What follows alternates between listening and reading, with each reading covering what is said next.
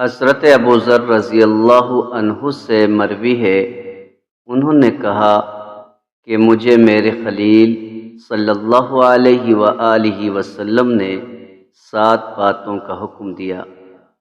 Number 1، مجھے مساکین سے محبت کرنے اور ان کے قریب ہونے کا حکم دیا۔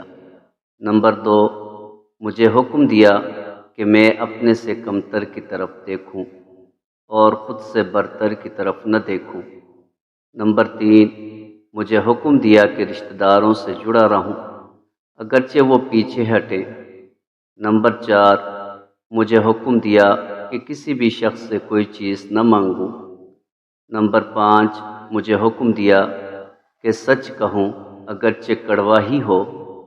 نمبر 6، مجھے حکم دیا کہ اللہ کے بارے میں کسی ملامت کرنے والے کی ملامت سے نہ ڈروں۔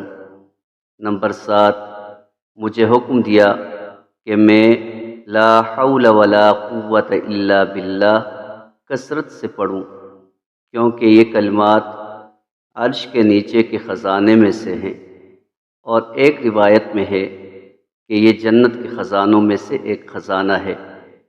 حضرت ابو امامہ رضی اللہ عنہ سے مروی ہے کہ رسول اللہ صلی اللہ علیہ وسلم نے فرمایا، یقیناً لوگوں میں سے اللہ کے زیادہ قریب وہ شخص ہے جو ان میں سے سلام میں پہل کرتا ہے۔